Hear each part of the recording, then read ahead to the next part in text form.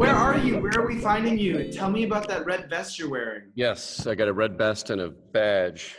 Okay, what does it mean? So I am in the Moscone Center, in the Emergency Operations Center that has been set up for the COVID-19 response. There are hundreds of city employees working here on everything related to COVID-19. My current responsibility is to address unsheltered homelessness and COVID-19, and how are we going to respond to people who are on the streets.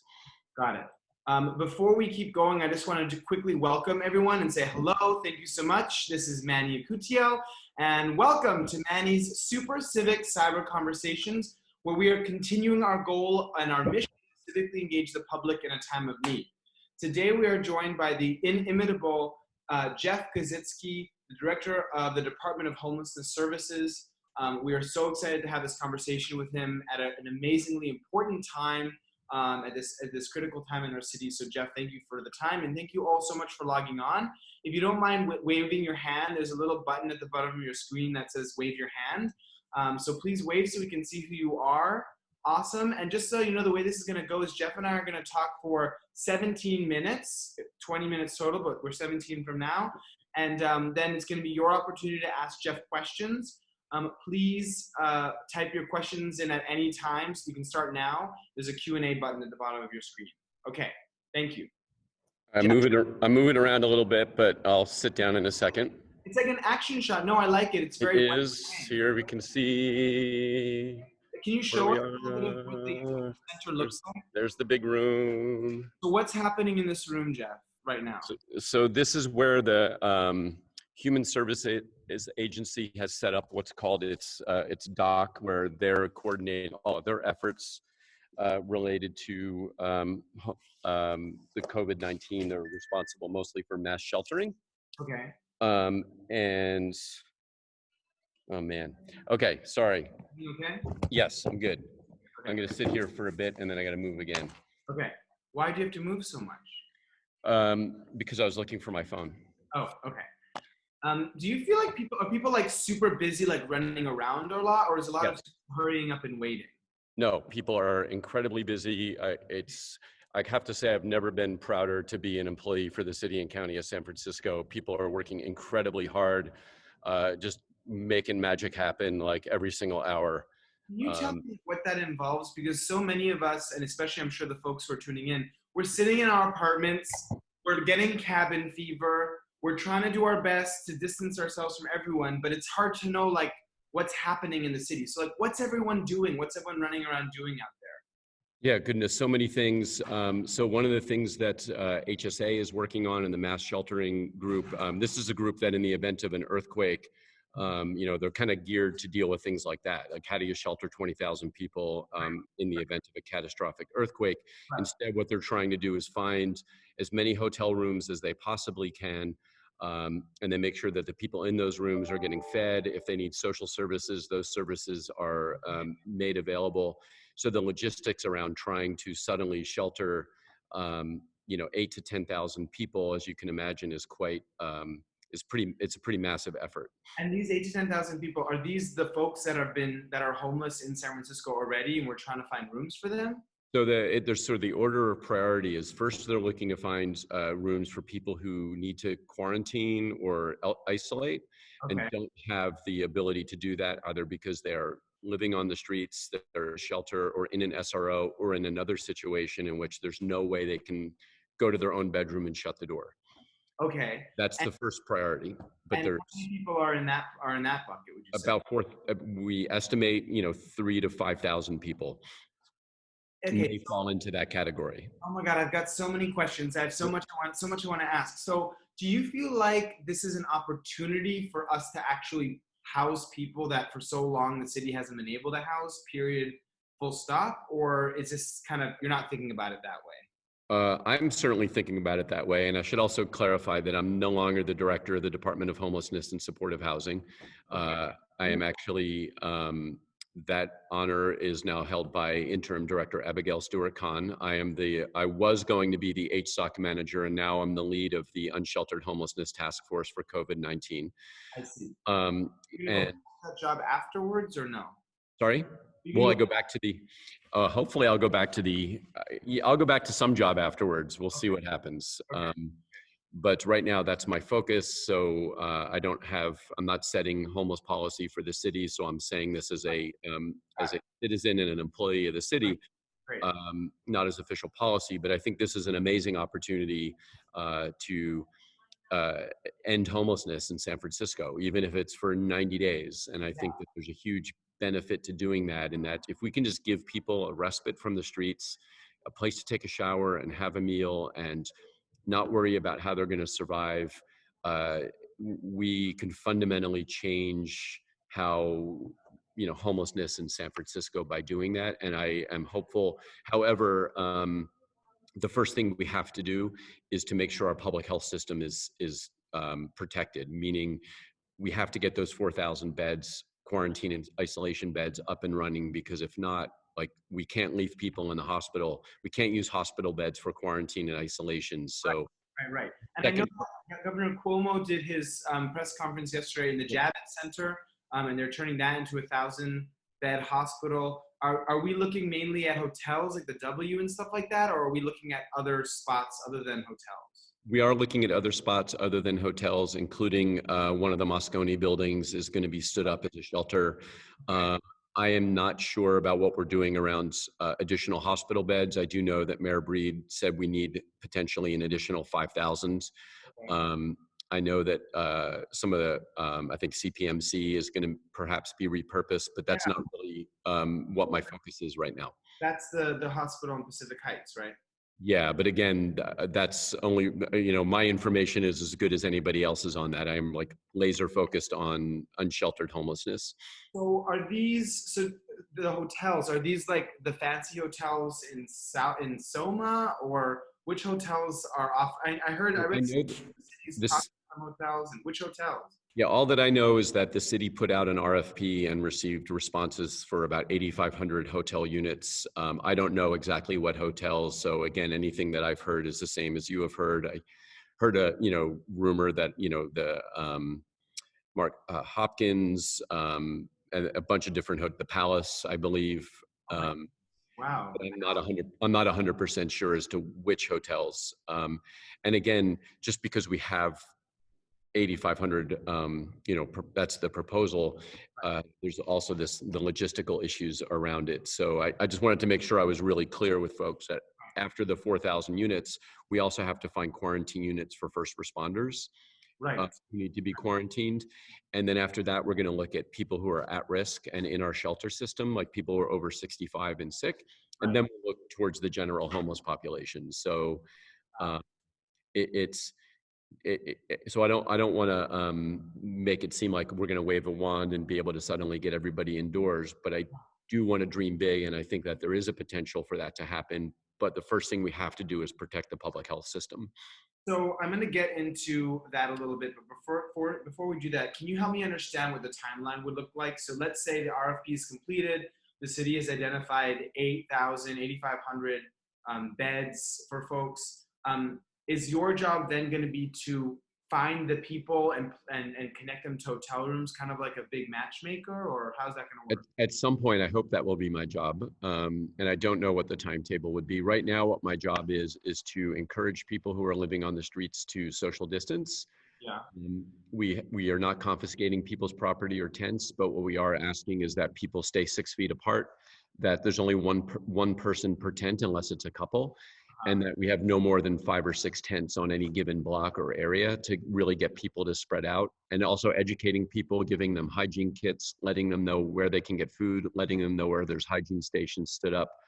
How are you doing this, Jeff? Are you like handing out leaflets? Are you physically going to spots where folks have a lot of tents? Like, is each person on your staff has like a certain section of the city? Like, how is this happening? Yeah, so I'm coordinating the efforts of multiple departments. The main four are my former department, the homelessness department, and I'm working with the outreach teams there, working with police, public works, and public health. So like what we did today is we went to certain neighborhoods in District 6 where there were a lot of tents, and we went and spoke to folks and asked them to spread out and said, hey, if you spread out, we're not going to what I've been telling people is if you spread out, the next time you see me, it's going to bring food, water, and some love. We're not going to disrupt you. Like, we want you to be safe. We want you to stay in place, but you need to like social distance and be responsible. And I would say like 90% of the people were like super cooperative, super appreciative. It was really actually really motivating and energizing day for me, because I'm seeing people who are unhoused, just like people who are housed, step up and care about their community. Just want to take a second as well and say thank you everyone who's participating. Again, if you have a question for Jeff, who's coordinating the unhoused person's response, I think I got that right, for COVID-19. Yep, unsheltered, yep. Unsheltered, please go ahead and add it to the Q&A box. I know this may seem like a little bit of an off question, but how is the fact that no one is on the streets who is housed affecting the unhoused population? You know, I think that, well, first of all, I think it's jarring. And I think people are afraid. You know, they see everybody else is inside and they're not. So I think for some people it's concerning. Right. I think that there are, as far as being able to panhandle or to be able to get resources, it's harder because there are fewer people out. I mean, I know myself, and I'm sure many of the people paying attention to this, you know, we're regularly giving out, like I used to buy like Subway cards. Like every month I bought a giant stack of Subway cards and I gave them out to folks, and I'm still doing that, but there's, you know, fewer people out doing it. And I think that that's problematic. I think it's also difficult that the libraries have closed. Rec centers have closed. The Gubbio project's closed. Some places people used to go to get resources are not available to them. So I think it's making things harder. What about soup kitchens and that kind of thing, like St. Anthony's and Glide and stuff like that? They're now giving out individually packaged meals to folks. Yeah, but they're not. Their dining rooms are closed, and that's, you know, creating other challenges for folks as well. Got it. So I saw some like drama or some kind of confusion at the Board of Supervisors meeting. Someone from HSA said that, was telling Matt Haney that homeless people were not going to be put in hotel rooms because they wanted them to have more wraparound services. And then Matt's like, but they're on the street, so wouldn't it be better for them to be in rooms? And then someone from DPW came and said, no, we'd love, or DPH said, no, we should definitely have them. We shouldn't have them in congregate scenarios. They should be in hotel rooms. And I watched the thing and I'm like, wow, this kind of seems messy. So what's going on? And is the left hand talking to the right hand? And what's the official city policy as it relates to folks who are unhoused, and now that we have these rooms and placing them in these rooms? Yeah, well, I think that the answer to that is you know, both. We need to do both of those things. We need to add more congregate spaces for folks because we can do that quickly for a large number of people and, you know, relatively fast. And there are some people who are going to do better in a congregate setting. Right. And for some people, you know, there's actually people who prefer to be in a congregate setting. Is it a congregate setting? Can you define it for us? Yeah, sorry. It would be, you know, a shelter is a congregate setting. It's a place where you don't have your own room. Okay. But I also think that, you know, ideally, you know, that environment, you know, has risks associated with it. We're currently, you know, despite what was written in Heather Knight's column today, I know that the shelter system is coming up with a plan to spread people out, to make sure each bed is 6 feet apart and to set up places for people who aren't feeling well and procedures for screening people. All of that stuff takes time, and we don't want to close the shelters without having places for people to go. So we're standing up both congregate settings and hotel rooms. But I think that the ideal scenario would be most people could have their own room, but we may not get to that ideal scenario. So we need to work on all things at once. And I think that's why I don't think there's a lot of confusion. I think it's just we need to do all the things, and it needs to happen in parallel, not in series. Right.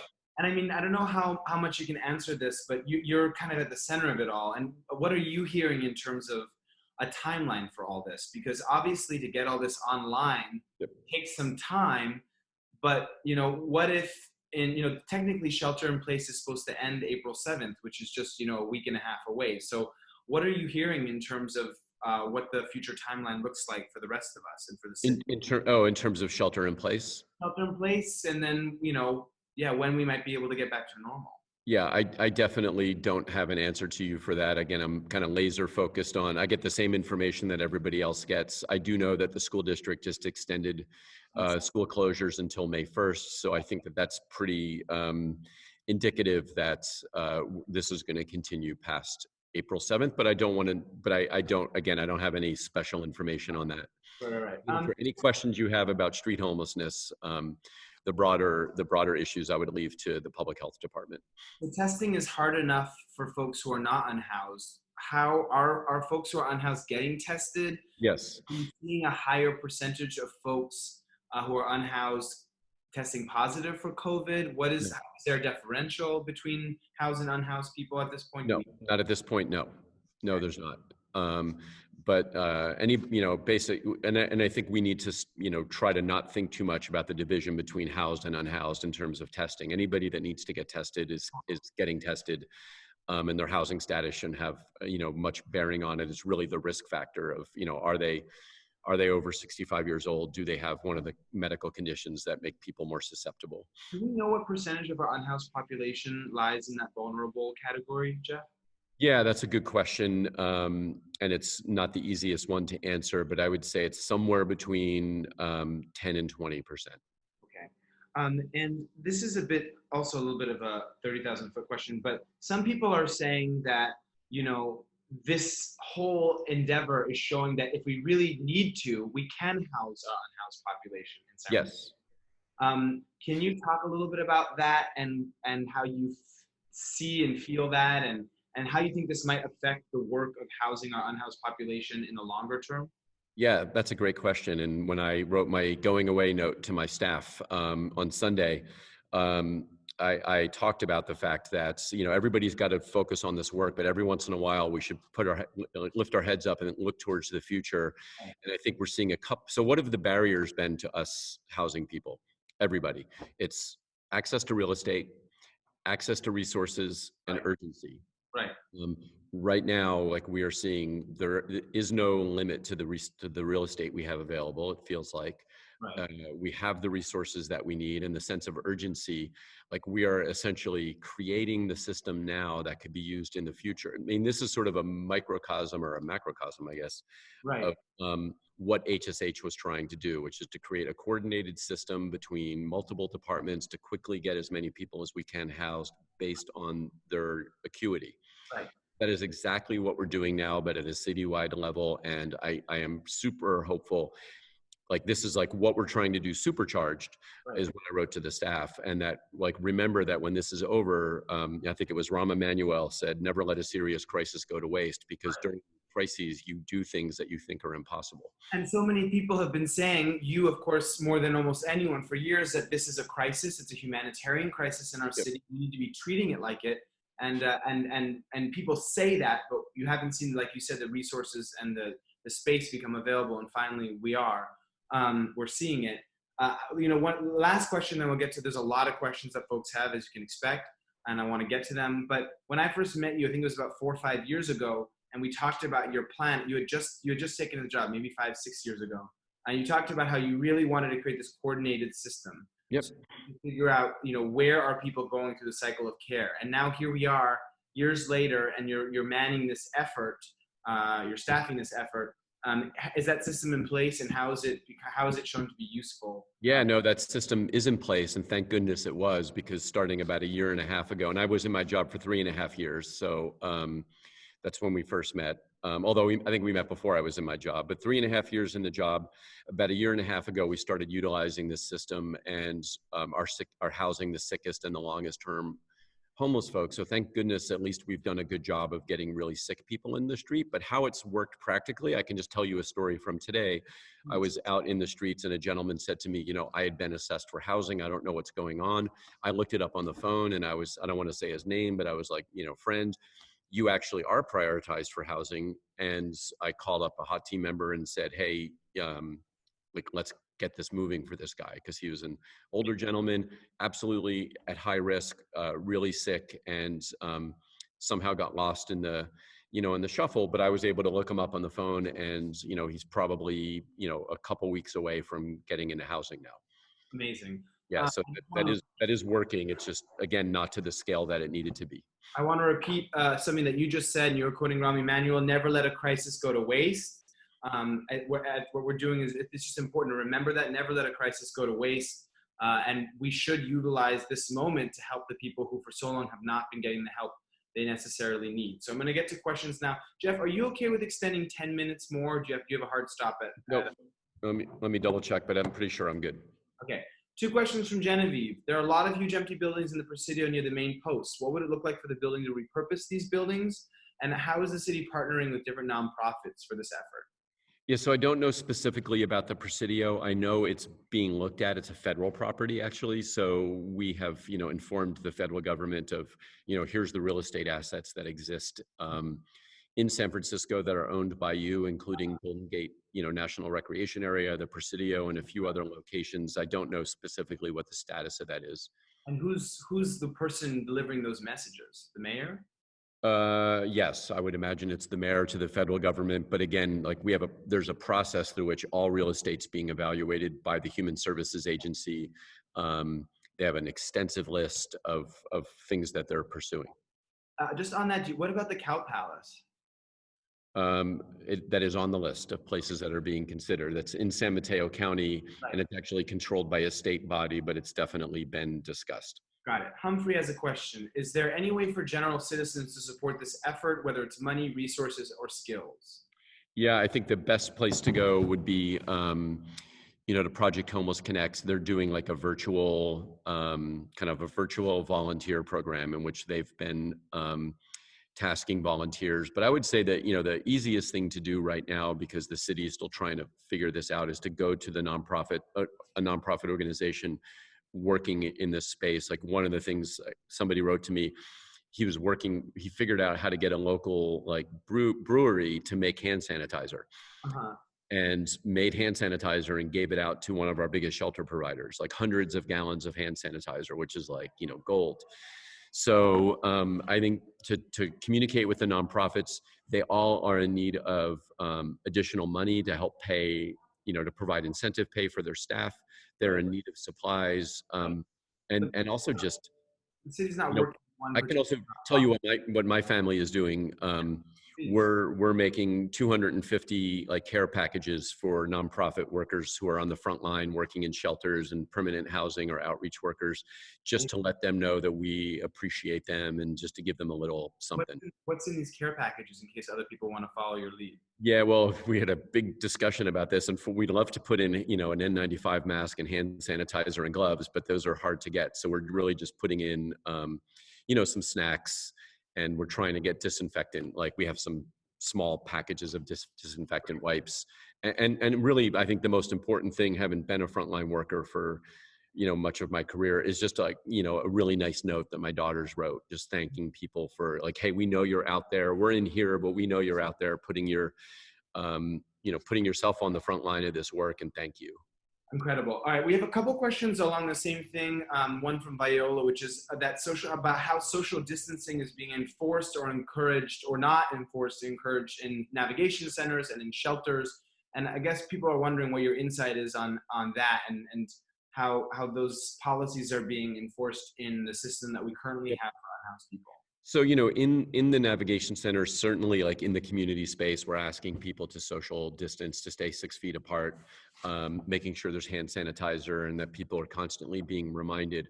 Right now, the beds are closer together than recommended by the CDC, but we are working on separating those beds. Some shelters are using spaces that like they weren't using before, or they weren't using for sleeping, and they're just able to spread the beds apart, and that's great when we can solve it that way. Others, we're going to have to move people to the Moscone Center or whatever other shelters that we stand up in order to give them the space to thin out. But the other thing that we're doing is everybody who's in the shelter can stay until this crisis is over. Mm-hmm. So we're not asking people to leave shelters even if they time out. And we're only accepting new people into the shelter system for if they're being discharged for the hospital or for medical reasons. Got it. A question from Isabel, which is interesting as well, is are you expecting the number of people who are unhoused to increase given the current economic hardship? Obviously, so many small businesses have closed, people have been laid off, folks have not gotten their unemployment yet. And of course, the mayor has called for a moratorium on residential evictions, but what are you thinking or predicting in terms of the number of unhoused? Yeah, it's hard to predict right now. I mean, I think the governor is also, calling for, people not have to pay mortgages and looking at a statewide, I hope, moratorium on evictions. So it's really hard to say. I think in San Francisco, I'm hoping we're not going to see, a lot of people getting evicted from their housing based on what the mayor's been talking about and working with the supervisors on. Um, there's a possibility that folks end up needing to come here from other places. It's really hard to predict, but I'm hopeful that I'm really hopeful that all of us around the country and around the world are going to step up and be kind to each other and not put people out on the streets who have nowhere to go. Um, so I think short term, we're going to be okay. It's hard to predict what the long, like 6 months from now, when things go back to normal, are, and people owe a lot of rent, Right. like what's going to happen. I think, Right. it's hard to predict, but my hope is actually that things are going to be better, actually, not worse. But Where's that hope coming from, Mr. Kositsky? it's hope, based on my gut more than anything else. And I do tend to always think the best of everybody. So maybe I'm a little bit naive as far as that goes, but I have seen a coming together of people that, in many different places, whether it's leadership in the city or homeless people on the streets, that has been really beautiful to witness. There's a question from Eliza about whether it's possible for private companies to open their current vacant office space for makeshift hospitals or maybe even makeshift shelters. Is that something is that Yeah, allowed? Are people doing that? it's allowed, and it's being discussed and considered. Okay. Just so many questions. Oh my goodness. What's happening to unsheltered individuals that arrive in a hospital, test positive for COVID? Are they being provided a place to quarantine? These are Yes, where yes. where is that? That I cannot say, but there are two sites. Well, they're literally called site number one and site number two. And the people there, due to HIPAA and privacy considerations, we're not naming those sites. Got it. Question on what resources are available for those who are dealing with chronic illness, i.e. HIV, that require frequent visits to hospitals or clinics. I mean, as far as I know, that medical care is still available to those individuals. We're not stopping caring for people just to deal with this crisis. So the however, that is certainly the risk that we could see if the hospital system gets overrun. Right now, we're in code green, so we're okay. Mhm. Um, but as far as the hospital system goes, and that is why we're rushing to open up all these other beds so that the hospital system and the public health system can continue to function and not be used to quarantine people. And that's why we're standing up. We've got site one and site two, and there'll be probably at site 20. I would imagine in a matter of weeks, if not less. I really hope that there isn't. I mean, I know that the prevailing wisdom is that it's just going to get a lot worse before it gets better. But I just feel, at least from my layman's perspective, and maybe you can correct me, just I'm hearing that a lot of people are not being admitted to hospitals, and that a lot of folks aren't, there aren't a lot of positive tests coming through. Isn't it possible that we've done a good enough job locking the city down before this whole thing got crazy, and we won't need all this extra capacity? Is that possible? Hopefully, yes. I mean, anything's possible. Like San Francisco, if you look at, what happened in like Italy and New York and other places, San Francisco, was really a leader. I'm like so proud of our city leaders and especially the mayor for calling this early. And, literally from everything that I've read about it, and again, I don't have any special knowledge. I've been reading a lot about it, but I'm sure many other people have as well. Like number of days matters, like being a week ahead of everybody else makes a huge difference. And I don't have the data from today yet. I'll check to see if I do. Okay. We have had some days, alarming number of, let's see, no, I don't have it yet. We've seen a large number of cases. It hasn't been overwhelming yet. It could, but some people think maybe we've been able to flatten the curve early, and we're just going to have to wait and see. But what's really important is that people don't think, we're not out of the woods until our doctors and public health leaders tell us we're out of the woods. So everybody needs to kind of continue with the same level of, vigilance and seriousness that most people have been taking this crisis. All right, quick question from Lisa. How is the city handing out tents? No, at this point we are not, but we're certainly not discouraging our partners from doing so. And there's a number of organizations that have been actively doing this, and we're not opposed to directing people towards those organizations who are in need. But that's, I would say that's TBD. Right, and I know the Gubbio Project is asking for tent donations. All right, I think this is going to be last question. If anyone else has burning questions, you can type in the Q&A box. It's from Rachel Rodriguez. She's a social worker and she works in an emergency room in the city. She said it's been rough coping with the slow response until DPH isolation and quarantine referral process finally went live late last week. But now she's being told that people cannot refer people to shelters anymore. So the question, if someone comes in that's unhoused, where should she send them? Where should they send homeless people who are seeking shelter? Yes, so thank you for that question. And I've talked to a number of medical professionals today, including some paramedics. That should not be happening, actually. And we are working to correct that. It may already be corrected. I don't know the number to call, but we are still admitting people from the hospital into the shelter system. But thank you for that feedback. And I will I will reiterate that with the folks in charge at HSH, but the intention is to still admit people from the hospital into the shelter system. Is there, Jeff, is there like a central place if someone wants to assist with the city's efforts to help the unhoused? I'm the average Joe or Jane. Where should I go to figure out how I can be of use? Project Homeless Connect. And they're the ones that are handing out the kits and going person to person? No, that's the homeless outreach team. That's but Project Homeless Connect is accepting all donations of supplies and volunteer time, and then kind of coordinating for the city. In many ways, they have served as the city's kind of volunteer arm around homelessness through Project Homeless Connect, and then also through Everyday Connect, and are now doing this virtual volunteer work. And I've been on the phone with them quite a bit, but that's where folks should start. Or I would say, or go to the nonprofit of your choice.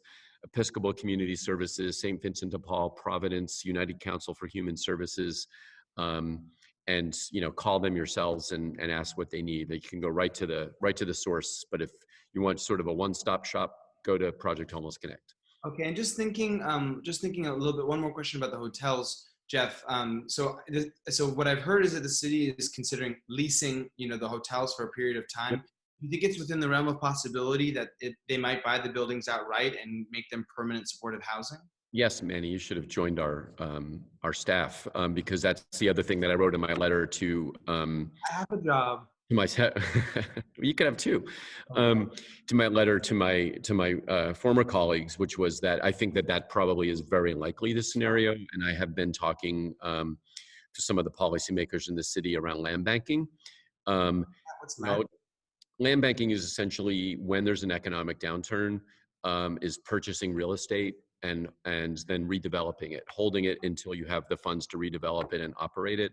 So I've been through, Loma Prieta, 9/11, then the financial crash, and every time I was as a nonprofit housing developer, and we always talked about land banking. We got to grab land while we can. If we don't buy land while we can, we're going to miss this opportunity.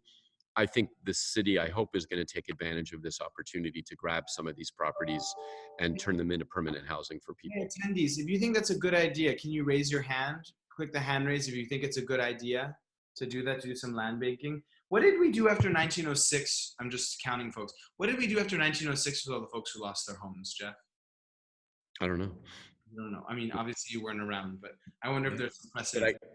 But I can tell you after Loma Prieta, what we did was, FEMA came out with all these Section 8 vouchers, and an organization called Community Housing Partnership, where I used to work, was started after Loma Prieta because all these housing resources became available, and set up this organization that houses formerly homeless people in SROs and in other types of housing.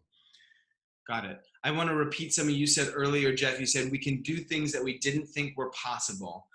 We can do things that we didn't think were possible. Also, never let a crisis go to waste. Before we end, I just want to do a quick plug and let folks know in the chat box that there's a link to support Manny's. My space was closed. We had to lay off a bunch of our staff, and we're trying to do what we can to keep Manny's open and keep providing this content to the community for free. So if you could please consider becoming a sponsor of Manny's, it's $36 a month. There's a link in the chat box. Also, if you liked today's conversation, you can tag at Welcome to Manny's on all socials and share it. You can share Jeff's work. You can go, we put the links in the chat box for Project Homeless Connect and the Unity Council as well. I want to thank our amazing team at Manny's, Sam Favela, Jupiter Peraza, and Ram Oliveras for helping put these conversations together.